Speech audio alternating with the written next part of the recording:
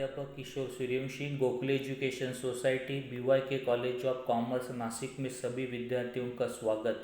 Online lecture series class 12 standard subject Hindi, lecture number 14.1।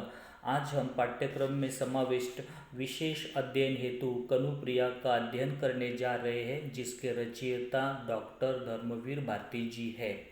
विशेष अध्ययन हेतु कनुप्रिया का अध्ययन करना हमारे लिए आवश्यक है, क्योंकि बोर्ड परीक्षा में कनुप्रिया को 10 अंक निर्धारित किए गए हैं। उसमें आपको एक पद्यांश 6 मार्क्स के लिए पूछा जाएगा। उसमें यहाँ पे आकलन, शब्द संपदा और स्वमत पर आधारित प्रश्न होंगे। दूसरा जो प्रश्न है वो पाठ पर आधारित लघु उत्तरीय प्रश्न है, जो 4 अंक के लिए आपको पूछे जाएंगे। प्रथम यहाँ पे लेखक परिचय है, उसे पढ़ते हैं। डॉक्टर भारती जी का जन्म 25 दिसंबर 1926 को उत्तर प्रदेश के इलाहाबाद में हुआ। लेखक के बारे में क्या जानकारी दी है कि डॉक्टर धर्मवीर भारती जी का जन्म 25 दिसंबर 1926 को उत्तर प्रदेश के इलाहाबाद में हुआ।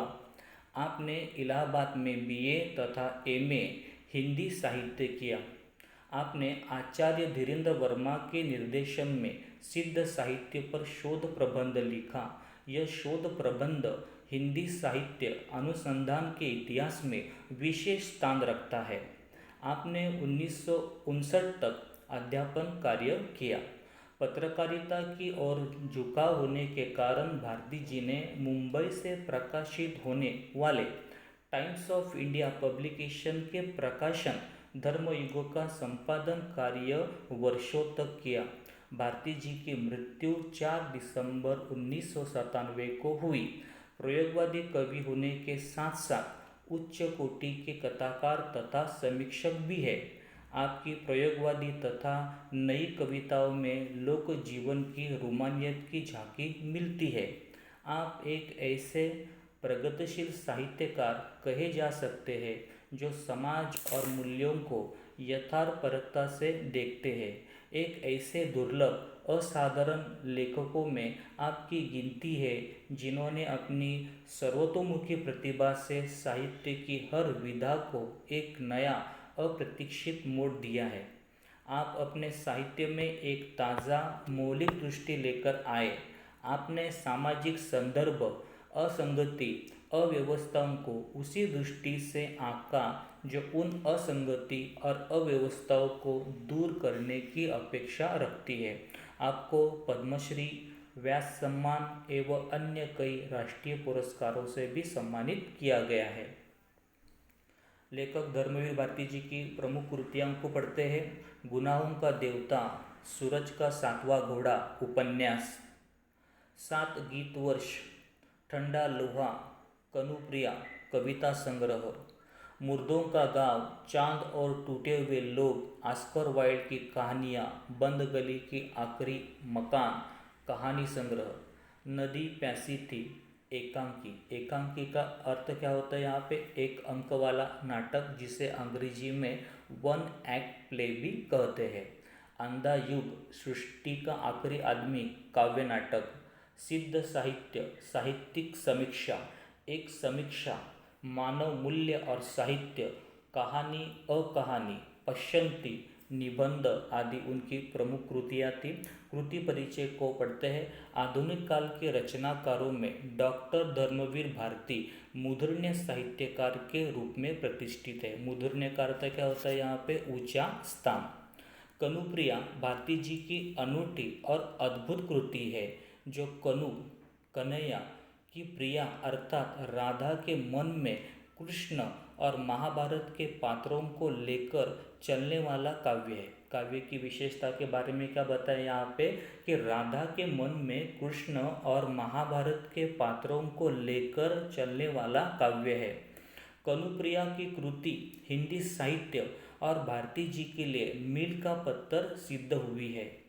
कनुप्रिया पर समीक्षात्मक पुस्तकें लिखी गई, परिचर्चाएं भी हुई, परंतु कनुप्रिया का काव्य प्रकार अब तो कोई भी समीक्षक निर्धारित नहीं कर पाया है कि यह महाकाव्य है या खंडकाव्य है। खंडकाव्य जिसे यहाँ पे लघु काव्य भी कहा जाता है। इसे गीति काव्य कहे अथवा गीति नाट्य। गीति काव्य जिसे गाया जाता है उसे क्या कहते हैं, यहाँ पे गीति काव्य कहते हैं। परिणामत कनुप्रिया निश्चित रूप से किस काव्य वर्ग के अंतर्गत आता है यह कहना कठिन हो जाता है। कुछ आलोचकों के अनुसार कनुप्रिया महाकाव्य नहीं है। वैसे तो कनुप्रिया में महाकाव्य के अनेक लक्षण विद्यमान है, किंतु उनका स्वरूप परिवर्तित है। इसमें नायक प्रधान न होकर नायिका प्रधान है। कनुप्रिया काव्य की विशेषता यह है कि इसमें यहाँ पे नायक प्रधान नहीं है, तो नायिका क्या है, यहाँ पे प्रधान है, और वो कौन है, यहाँ पे राधा है। काव्य में सर्गबद्धता है, परंतु कनुप्रिया आधुनिक मूल्यों की नई कविता होने के कारण इसमें छंद निर्वाह का प्रश्न अप्रासंगिक है। प्रकृति चित्रण अवश्य है, परंतु वह स्वतंत्र विषय नहीं है, उपादान बनकर उपस्थित है। संक्षेप में कहना तो कनुप्रिया में महाकाव्य के संपूर्ण लक्षण अपने शास्त्रीय रूप में प्राप्त नहीं है। कुछ आलोचकों के अनुसार कनुप्रिया भारती जी ने सर्ग के रूप में गीत दिए हैं, परंतु इन गीतों को यदि अलग अलग रूप में देखें तो यह अपने आप में पूर्ण लगते हैं।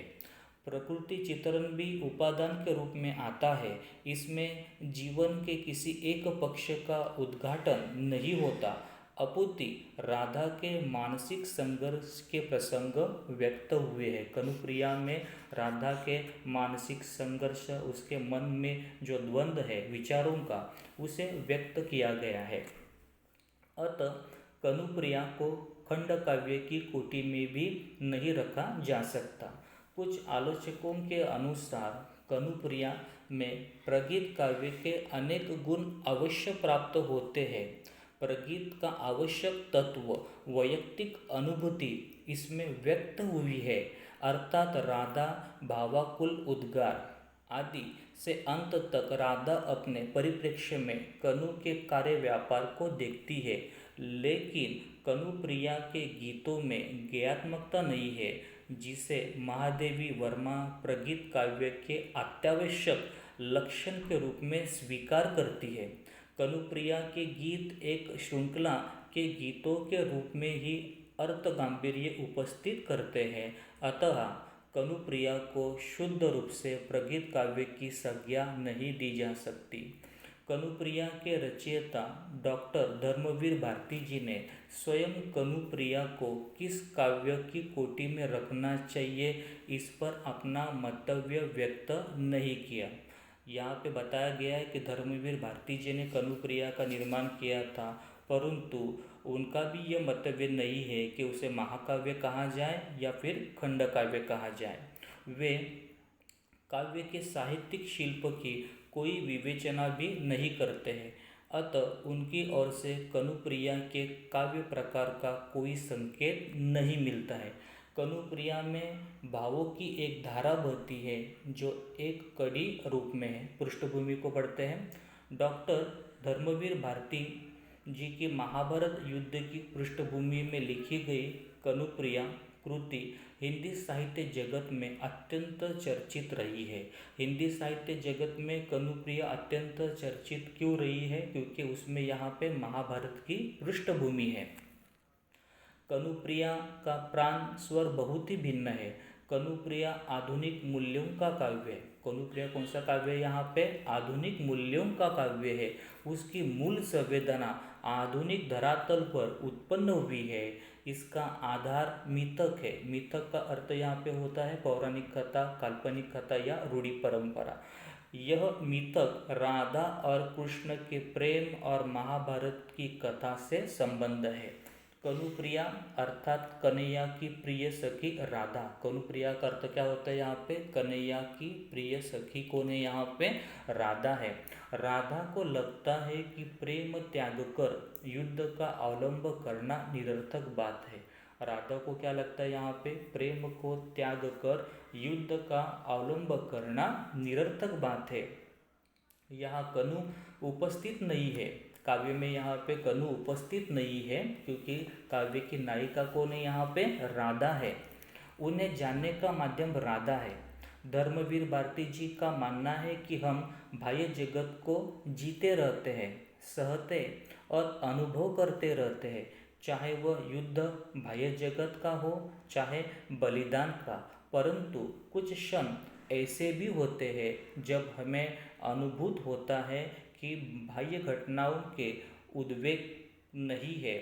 महत्व उस चरम तन्मयता के क्षण का जिसे हम अपने भीतर साक्षात्कार करते हैं, और ये बाह्य इतिहास से अधिक मूल्यवान सिद्ध होता है। इस प्रकार बाह्य स्थिति की अनुभूति और चरम तन्मयता के क्षण को एक ही स्तर पर देखना किसी महापुरुष की सामर्थ्य की बात होती है। लेकिन कोई मनुष्य ऐसा भी होता है जिसने बड़े सज मन से जीवन जिया है, चरम तन्मयता के क्षणों में डूबकर जीवन की सार्थकता पाई है।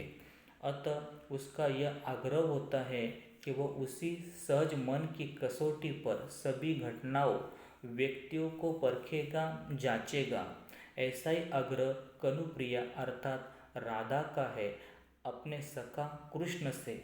तन्मयता के क्षणों को जीना और उन्हीं क्षणों में अपने सखा कृष्ण की सभी लीलाओं की अनुभूति करना कनुप्रिया के भावात्मक विकास के चरण है।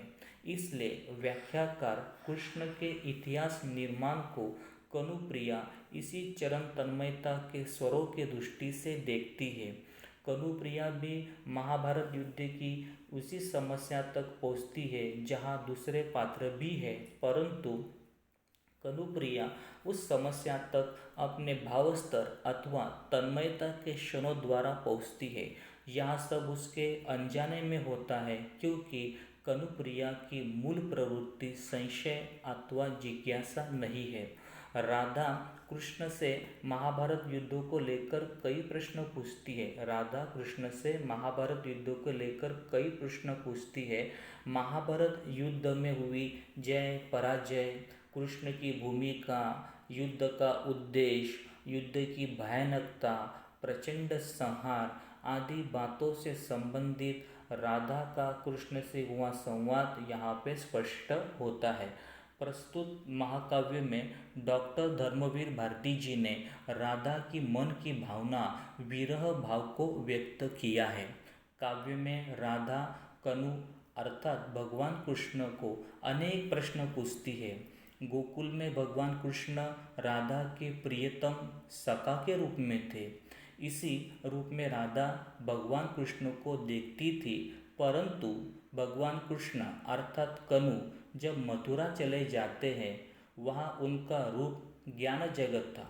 महाभारत के महानायक भगवान कृष्ण थे, अर्जुन को विश्व का अर्थ समझाने वाले थे। राधा को यह बात समझ में नहीं आ रही है कि उनके प्रियतम कनु किस कारण गोकुल छोड़कर मथुरा चले गए, जिसके कारण उसे बहुत हृदय को पीड़ा होती है। उसकी व्याकुलता वीर भावना को कवि धर्मवीर भारती जी ने कनुप्रिया महाकाव्य में स्पष्ट किया गया है। कनुप्रिया काव्य में 4 अध्याय है। पहला अध्याय सेतु में, दूसरा अमंगल छाया, तीसरा है एक प्रश्न, और अंतिम यहाँ पे जो अध्याय है शब्द अर्थ है। प्रथम हम यहाँ पे जो पहला अध्याय है सेतु में का, उसका अध्ययन करेंगे, उसे पढ़ते हैं, समझते हैं। नीचे की घाटी से ऊपर के शिखरों पर जिसको जाना था वह चला गया। हाय मुझे पर पग रख, मेरी बाहों से इतिहास तुम्हें ले गया।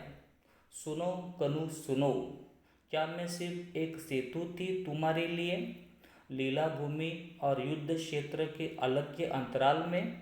अब इन अंतराल शिखरों मृत्यु घाटियों में बने सोने के पतले गुंथे तारों वाले पुल सा, निर्जन निरर्थक कांपता सा यह छूट गया मेरा यह सेतु जिस्म, जिसको जाना था वह चला गया।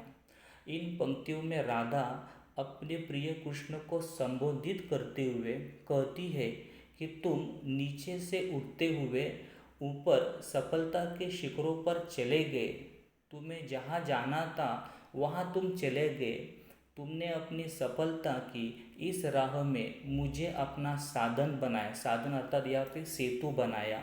इतिहास ने तुम्हें मुझसे दूर कर दिया। यहाँ पे राधा की शिकायत है कि इतिहास ने तुम्हें मुझसे दूर किया, यानी यहाँ पे नीचे की घाटी से लेके ऊपर के शिखरों तक आप चले गए, परंतु उसके लिए आपने मेरे ही सर पर पाँव रखकर आप वहाँ पे चले गए। मेरा सेतु बनकर आपने क्या किया है, यहाँ पे उपयोग किया है। सुनो कृष्ण, कनु, क्या मैं तुम्हारे लिए सिर्फ एक पुल की तरह थी? इसलिए यहाँ पे राधा कनु से कहती है कि सुनो कनु सुनो, क्या मैं सिर्फ एक सेतु थी तुम्हारे लिए? लीला भूमि और युद्ध क्षेत्र के अलग ये अंतराल में। तो यहाँ पे राधा जो है वो कनु से कहती है कि मैं तुम्हारे लिए सिर्फ यहाँ पे एक सेतु थी, क्योंकि लीला भूमि और युद्ध क्षेत्र का जो अंतर है जिसे पार नहीं किया जा सकता, उस अंतर को पार करने के लिए तुमने मेरा सेतु बनकर क्या किया है, उपयोग किया है। इसलिए उसका यह कहना है, क्या मैं तुम्हारे लिए सिर्फ एक पुल की तरह थी जिसका उपयोग करके तुम गोकुल के लीला क्षेत्र से निकलकर कुरुक्षेत्र के युद्ध भूमि में पहुंच गए और इस अनंत दूरी को तय करके तुम ईश्वर बन गए। अब इन शिखरों मृत्यु घाटियों के बीच बना ये पुल आपके बिना मुझे कैसा लगता है, यहाँ पे व्यर्थ लगता है, निर्जन निरर्थक लगता है। यहाँ पे उनका क्या कहना है कि आपके बिना यहाँ पे जो पुल है जिस्म रूपी, वो कैसा लगता है, यहाँ पे मुझे निर्जन और निरर्थक लगता है। अब इन शिखरों मृत्यु घाटियों के बीच बना यह पुल अर्थात शरीर व्यर्थ लगता है। तुम्हारे बिना ये शरीर रूपी पुल निर्जीव सा रह गया है, अतः तुम्हें जाना था वहाँ पे तुम चले गए। भावार्थ को पढ़ते हैं। इन पंक्तियों के माध्यम से राधा की मन की पीड़ा को स्पष्ट करते हुए कहा गया है कि राधा अपने प्रिय कृष्ण को संबोधित करते हुए कहती है कि तुम नीचे की घाटी से उगते हुए सफलता के शिखरों पर चले गए। तुम्हें जाना था वहाँ तुम चले गए। तुमने अपनी सफलता की इस राह में मुझे अपना साधन बनाया। इतिहास ने तुम्हें मुझसे दूर कर दिया। सुनो कृष्ण, क्या मैं तुम्हारे लिए सिर्फ एक पुल की तरह थी जिसका उपयोग करके तुम गोकुल के लीला क्षेत्र से निकलकर कुरुक्षेत्र की युद्ध भूमि में पहुंच गए और इस अनंत दूरी को तय करके तुम ईश्वर बन गए। अब इन शिखरों मृत्यु घाटियों के बीच बना ये पुल निरर्थक लगता है। कनु के बिना मेरा ये शरीर रूपी पुल निर्जीव सा रह गया, अतः जिसको जाना था वह मुझसे दूर चला गया। अध्याय में यहाँ पे जो शब्दार्थ आए हैं उन्हें पढ़ते हैं। घाटी, दो पहाड़ों के बीच की समतल भूमि। कनु अर्थात श्री कृष्ण। कनुप्रिया राधा। अलग्य जो पार न किया जा सके। पग पैर। अंतराल बीच का। सेतु पुल। निर्जन जहाँ कोई नहीं रहता है। निरर्थक बेकार। जिस्म शरीर। इस भाग में हमने यहाँ पे पहला अध्याय जो है सेतु में का इसका अध्ययन किया है। शेष अध्याय जो है उनका हम अध्ययन यहाँ पे कनुप्रिया भाग 2 में करेंगे। धन्यवाद।